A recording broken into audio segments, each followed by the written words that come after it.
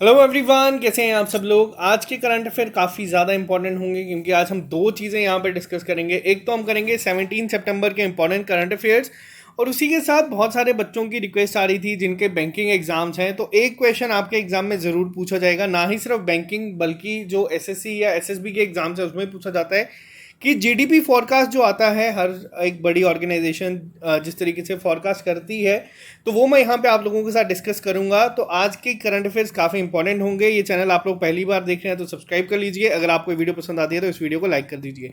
इसी के साथ साथ स्टार्ट करने से पहले ये भी बता दूं कि हम लोगों ने स्टार्टिंग में आप लोगों को कहा था सितंबर में हम लोग कोई मॉक टेस्ट नहीं देंगे जो लोग जेके एसएसबी के लिए प्रिपेयर कर रहे हैं, लेकिन अब यानी कि अक्टूबर में हम लोगों का जो मॉक टेस्ट शेड्यूल है वो आप लोगों के सामने है। ये टेस्ट ऑली बोर्ड की ऐप पे होते हैं, तो इसको आप लोग नोट कर लीजिए। जो भी एग्जाम के लिए आप प्रिपेयर कर रहे हैं उसके अकॉर्डिंग मॉक टेस्ट 6 होगा। फाइनेंस अकाउंट असिस्टेंट का 1 अक्टूबर को, जूनियर असिस्टेंट का सेकंड, ग्रेजुएट लेवल यानी कि एसआई फाइनेंस का third mock test, junior assistant SA यानी कि जेएसए का फर्स्ट, पटवारी का फर्स्ट और असिस्टेंट रजिस्ट्रार का सेकंड मॉक टेस्ट होगा इस सीक्वेंस में। तो ऑली बोर्ड की ऐप पे जाएं, जेएंड के एग्जाम्स पे जाएंगे, आपको सब दिख जाएगा। अब एक और चीज़ यहाँ पे बच्चे कह रहे हैं कि क्या जो पहले के टेस्ट हैं अगर हम लोगों ने नहीं दिए तो क्या हम दे सकते हैं। आप बिल्कुल दे सकते हो। 10 के 10 टेस्ट आपको मिल जाएंगे। जब भी आप लोग इस ऐप पे जाएंगे आपको वो सब मिल जाएगा। ये हम एक अपने अकॉर्डिंग करते हैं, ये अलग है। तो आप लोग यहाँ पे अगर कोड यूज़ करोगे SSS का तो आप लोगों को 20% डिस्काउंट भी मिल जाएगा, बट बीच में स्पेस मत रखना। तो चलिए स्टार्ट करते हैं आज के इंपॉर्टेंट करंट अफेयर्स। और एक और छोटी सी चीज़ स्टार्ट करने से पहले बता दूं, जो आपका सेकंड वीक है सितंबर का जिसके करंट अफेयर्स मैंने आपको लेके आने हैं वीकली टेस्ट, अब से वो होगी लाइव क्लास। तो वो एज अ क्विज आप लोग पार्टिसिपेट करेंगे, देखेंगे कितने क्वेश्चंस आपको रिकॉल हैं। अगर नहीं भी होंगे तो आप लोग अब इन फ्यूचर वो याद रखोगे। तो वो बहुत जल्द होगा, मैं आपको बता दूंगा कब कंडक्ट करवाऊंगा मैं। तो चलिए स्टार्ट करते हैं आज की क्लास को बिना ज़्यादा टाइम वेस्ट किए। सबसे पहला क्वेश्चन आप लोगों के सामने ये है कि भी हाल ही में किसने लॉन्च किया है शून्य। ये अब शून्य है क्या? तो शून्य एक कैंपेन है जिसके तहत जीरो पॉल्यूशन को प्रमोट किया जाएगा डिलीवरी व्हीकल्स के लिए। अब ये पॉइंट काफ़ी इंपॉर्टेंट है। सबसे पहला पॉइंट यहाँ पे याद रखना, नाम क्या रखा गया है वो है शून्य। किसने लॉन्च किया है? तो ये किया गया है नीति आयोग के द्वारा। अब क्या नीति आयोग ने अकेले ये किया है? नहीं, इन्होंने पार्टनरशिप करी है। किसके साथ? जो यहाँ पे आप देख रहे हैं आरएमआई, तो ये है रॉकी माउंटेन इंस्टीट्यूट। तो इनके साथ अभी हाल ही में इन्होंने जो पार्टनरशिप करी है जिसके तहत शून्य जो एक इनिशिएटिव है जिसके तहत जीरो जो पोल्यूशन है उसको प्रमोट किया जाएगा डिलीवरी व्हीकल्स के तहत। और ई कॉमर्स कंपनी जितनी भी है उनसे बात की जाएगी, तो काफ़ी ज़्यादा इंपॉर्टेंट है। अब एम क्या है आप लोग यहाँ से समझ ही गए होंगे कि अवेयरनेस फैलाई जाए कंज्यूमर के लिए ताकि जो बेनिफिट होता है वो मिल सके इलेक्ट्रिक व्हीकल्स का। तो ये सबसे पहला इंपॉर्टेंट पॉइंट है, दोनों नाम याद रखना। पहला नीति आयोग ने किया है। नीति आयोग के सीईओ कौन है? तो वो हैं अमिताभ कांत। और अगर पूछा जाए आप लोगों से इसके चेयरपर्सन कौन है, तो चेयरपर्सन याद रखना वो है नरेंद्र मोदी जी, यानी कि जो पीएम है इंडिया के हर बार वो होंगे। इसी के साथ साथ किया किसके साथ है? वो किया गया है रॉकी माउंटेन इंस्टीट्यूट के साथ। जीरो पोल्यूशन डिलीवरी व्हीकल्स के लिए नाम है शून्य। बहुत ज़्यादा इंपॉर्टेंट है पहला करंट अफेयर। बात करते हैं नेक्स्ट क्वेश्चन के ऊपर।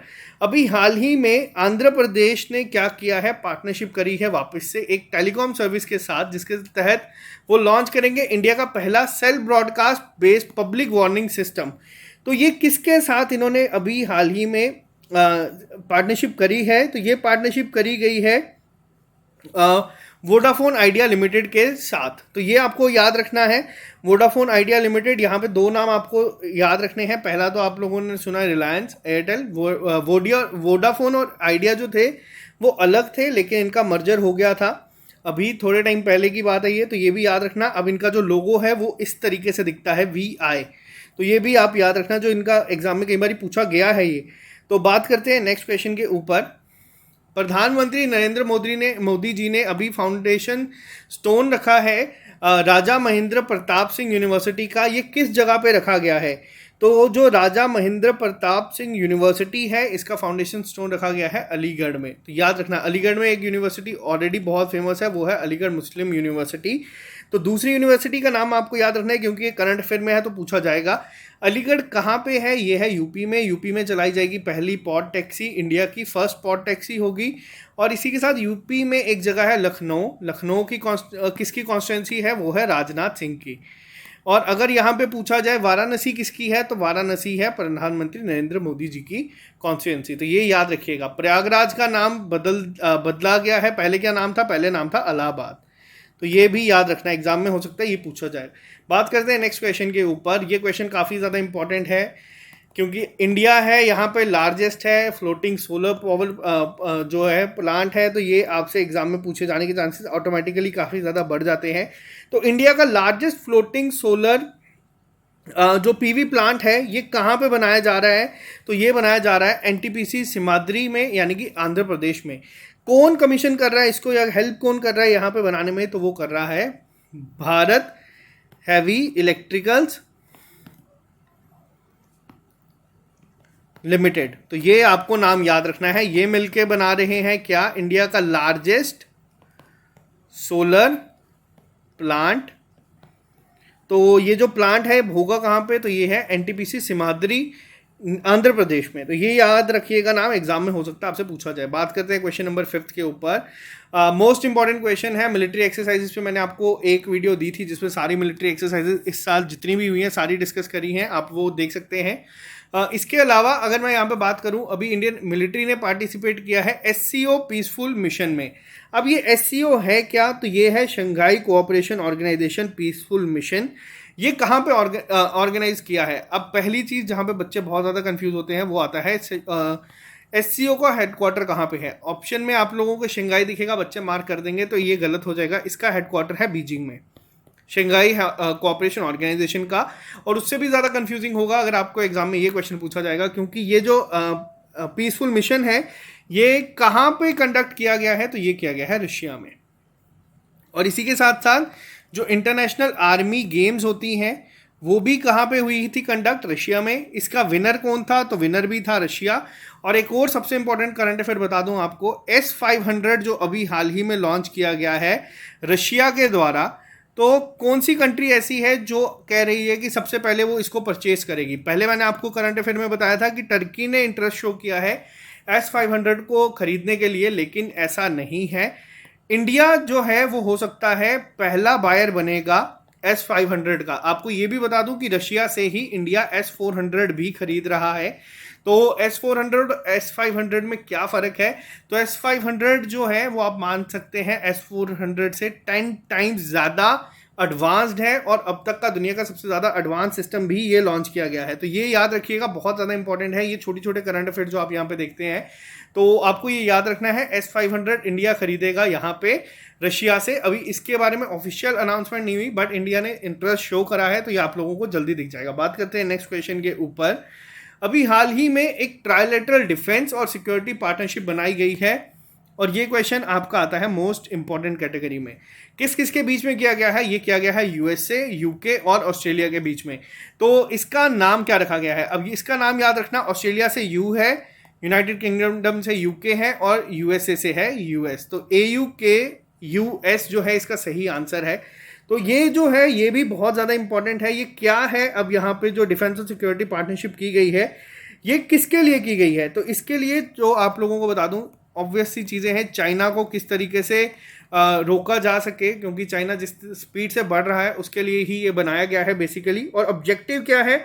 ऑब्जेक्टिव हमेशा आप लोग देखना, to ensure peace and security होता है। इस तरीके की पीस एंड सिक्योरिटी ही हमेशा होगा किस रीजन में? तो वो है इंडो पैसिफिक रीजन में।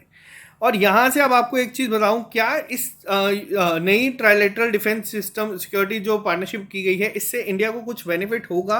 तो इससे बहुत ज़्यादा बेनिफिट होगा, क्योंकि जो ऑस्ट्रेलिया है, अब यहाँ पे अगर मैं बात करूँ इन तीनों की, यूएसए बहुत ज़्यादा स्ट्रांग है, यूके बहुत ज़्यादा स्ट्रांग है, ऑस्ट्रेलिया उतना एडवांस नहीं है, ना इनको वॉर एक्सपीरियंस है इतना ज़्यादा, ना ही इनके पास इतने ज़्यादा डिफेंस सिस्टम है। ऑस्ट्रेलिया जो है वो क्या, अब इस जो ये जो पार्टनरशिप की गई है इसमें कौन सी चीज़ है जो ये लेंगे? तो एक चीज़ का याद रखना नाम, वो है न्यूक्लियर पावर्ड सबमरीन। तो ये सबमरीन अब मिलेगी ऑस्ट्रेलिया को। पहला पॉइंट, ये जो सबमरीन है ये ऑस्ट्रेलिया खरीद रहा था फ्रांस से, जो कि अब ये नहीं खरीदेगा, अब इन्हें यूके और यूएस प्रोवाइड करेंगे। तो ये काफ़ी इंपॉर्टेंट है। ये छोटी छोटी चीज़ें आप लोग भी वैसे आर्टिकल्स पढ़ते रहें, काफ़ी इंटरेस्टिंग है ये सारी चीज़ें, जो वर्ल्ड अफेयर्स ये सारी चलते हैं इसके अलावा एक और चीज़ बता दूं आपको, जो इंडिया को फ़ायदा होगा वो ये होगा क्योंकि क्वाड जो है यहाँ पे इंडिया, ऑस्ट्रेलिया, यूएसए और जापान, यहाँ पे जब एक मेंबर स्ट्रांग होगा तो ऑटोमेटिकली क्वाड भी स्ट्रांग होगा, तो ये काफ़ी ज़्यादा इंपॉर्टेंट है। और एक और चीज़ बता दूं, जो क्वाड लीडर सबमिट होगी 24 सितंबर को, वो कौन होस्ट करेगा, तो वो करेंगे जो बाइडन। तो ये भी याद रखना, एग्जाम में क्वेश्चन पूछा जा सकता है कि क्वाड सबमिट जो है ये कौन करेगा होस्ट, तो ये करेंगे यूएस प्रेसिडेंट। मैंने आपको क्वाड कंट्रीज यहाँ पे बता दी हैं, तो ये आपको याद रखना है। बात करते हैं नेक्स्ट क्वेश्चन के ऊपर। दुनिया का पहला first cricket non fungible token जो है लॉन्च किया गया है, Singapore headquarter blockchain based platform. इसका नाम क्या रखा गया है, तो इसका नाम रखा गया है cricketcrazy.io। और अब ये होगा क्या, इसके तहत आपको बता दूं, जितने भी दुनिया के प्लेयर्स हैं, अराउंड 120 क्रिकेटर्स जो हैं, उनको यहाँ पे ऐड किया गया है, जिसमें बहुत बड़े बड़े नाम भी हैं, वीवीएस लक्ष्मण, वसीम अकरम, लैंस क्लूजनर, इन लोगों को रखा गया है। और एक कोशिश की जाएगी कि फंड रेज करने की, इसके तहत $200 मिलियन का अभी तक यहाँ पे टारगेट रखा गया है। किसके थ्रू करवाई जाएगी, जो फैंस हैं उनके थ्रू ही ये सारी चीज़ें होंगी, ताकि जो रिटायर हो जाते हैं क्रिकेटर्स तो उनके लिए ये बने।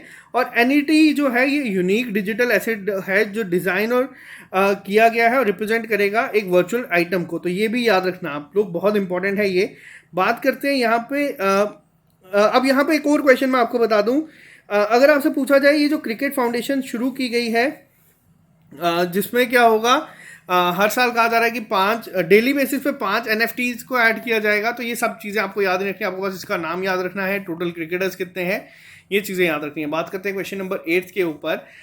तो अभी मैंने आप लोगों को स्टार्टिंग में बताया था कि यहाँ पे हम लोग सारी डिस्कस करेंगे क्या क्या फॉरकास्ट की गई है जीडीपी ग्रोथ इंडिया की। तो यहाँ पे आपको ये सब याद रखना है, एग्जाम में एक क्वेश्चन इस पे बनता है। सबसे पहला यहाँ पे यही है कि इंडिया की जीडीपी ग्रोथ UNCTAD के द्वारा क्या की गई है, यानी कि United nation conference on trade and development ने क्या कहा है। इन्होंने रिपोर्ट निकाली है, रिपोर्ट का नाम भी याद रखना, रिपोर्ट का नाम है ट्रेड एंड डेवलपमेंट रिपोर्ट 2021। तो इसके तहत क्या कहा गया है, इंडिया की जो फाइनेंशियल ईयर 21 में कितनी होगी जीडीपी ग्रो, तो वो है 7.2%। अगर बात करें 2022 के लिए क्या कही गई है, ये चेंज होती रहती है, तो आप लोग 21 की ही याद रखना। 22 के लिए कहा गया है कि ये हो जाएगी 6.8%। तो अब बात करते हैं थोड़ी सी और इम्पॉर्टेंट ऑर्गेनाइजेशंस की, ताकि आप लोग नोट कर लीजिएगा, एग्जाम में होगा। ये मैं फोटो टेलीग्राम पे और इंस्टाग्राम पे दोनों जगह पे डाल दूंगा। सबसे पहले बात करेंगे OECD ने क्या कहा है, कितने % होगा ग्रोथ, तो वो कहा गया है, ये मैं आपको बता रहा हूँ फाइनेंशियल ईयर 2022 के लिए, तो ये कहा गया है 9.9%। SBI ने कहा है यहाँ पे 7.9%। इसके बाद आती है इकरा यानी कि ICRA, इन्होंने कहा है कि इस बार ग्रो होगा 85.5% पे। वर्ल्ड बैंक ने कितनी कहा है, ये जो वर्ल्ड बैंक है, IMF है, ये बहुत ज़्यादा इंपॉर्टेंट है, इन्होंने कहा है 8.3% होगा। IMF ने कहा है कि इस बार ग्रो करेगा जीडीपी 9.5%। और बात करते हैं सबसे ज़्यादा जो इम्पॉर्टेंट है इकोनॉमिक सर्वे की, तो इकोनॉमिक सर्वे के अकॉर्डिंग ये होगा 11%। तो ये आपको याद रखना है। अब इसको फोटो ले सकते हैं, स्क्रीनशॉट ले सकते हैं, जैसे भी आपको ठीक लगे, बट इसको आप लोग याद रखिएगा, एग्जाम में पूछी जाएगी। बात करते हैं नेक्स्ट क्वेश्चन के ऊपर। ये क्वेश्चन बहुत ज़्यादा इंपॉर्टेंट है। अभी तक हम लोग बात करते थे 100 मिलियन जो है मार्केट की, लेकिन इंडिया की कौन सी ऐसी कंपनी है जो सेकंड बनी है जिसने 200 बिलियन मार्केट कैप को क्रॉस किया है। पहली कौन सी थी, पहली आप लोग देख सकते हैं रिलायंस है, रिलायंस इंडस्ट्रीज है। सेकंड कौन सी है, आप लोग इसको गेस भी कर सकते हैं, सेकंड है TCS। और यहाँ पे अभी तक यही 2 कंपनीज है जो ऐसा कर सकी है इंडिया से। अगर आपसे पूछा जाए 100 मिलियन पे कौन सी है, पहले 2 पे यही पोजीशंस पे है। थर्ड 100 बिलियन की थर्ड पे कौन सा था, थर्ड पे था HDFC, ये मैं 100 बिलियन की बात कर रहा हूँ। फोर्थ पे था इन्फोसिस।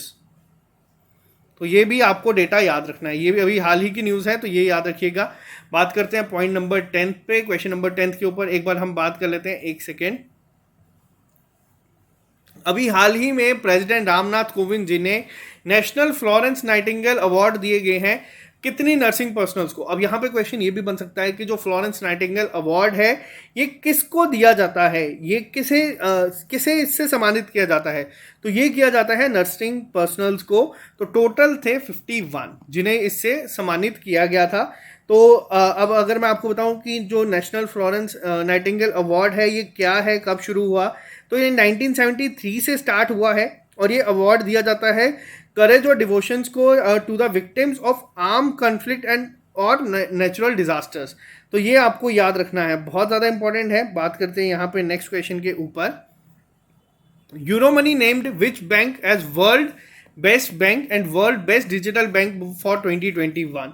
ये क्वेश्चन याद रखना काफ़ी इंपॉर्टेंट है। अगर आप लोगों ने याद रखा है इसको पहले, अगर आप लोगों ने पुराने करंट अफेयर्स पहले से देखते आने तो आप इसको गेस कर सकते हैं, पिछली बार भी यही थे।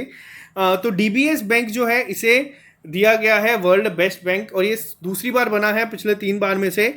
इसे मिला है ये अवार्ड और वर्ल्ड बेस्ट डिजिटल बैंक का अवार्ड भी इसे ही मिला है, तो ये याद रखिएगा। अब ये डीबीएस बैंक क्या इंडियन बेस्ड बैंक है, तो ये नहीं है, ये सिंगापुर बेस्ड बैंक है।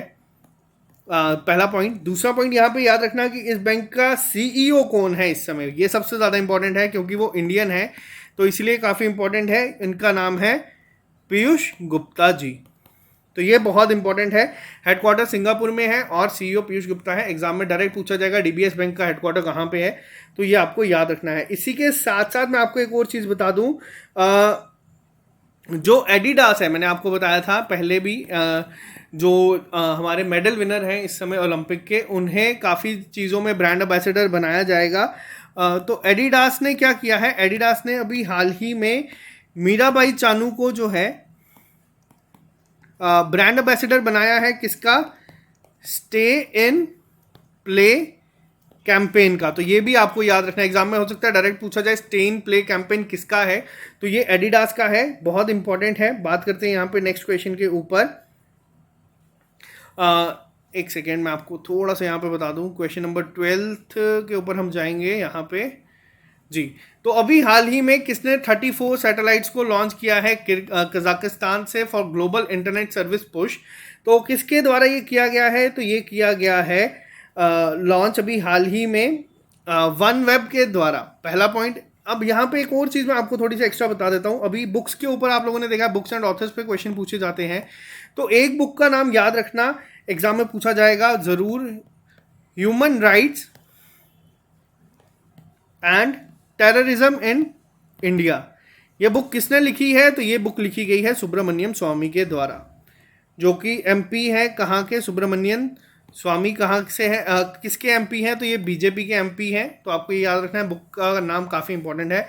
बात करते हैं यहाँ पे नेक्स्ट क्वेश्चन के ऊपर। International day for prevention of ozone layer 2021 हर साल ऑब्जर्व किया जाता है किस डेट पे, तो ये हर साल ऑब्जर्व किया जाता है 16 सितंबर के दिन। तो ये भी आपको याद रखना है। और इससे भी ज़्यादा इम्पोर्टेंट है कि जो इस जो थीम थी यहाँ पे, या फिर इस जो अगर मैं बात करूँ एक और चीज़ यहाँ पे, इस बार की जो थीम थी वो थी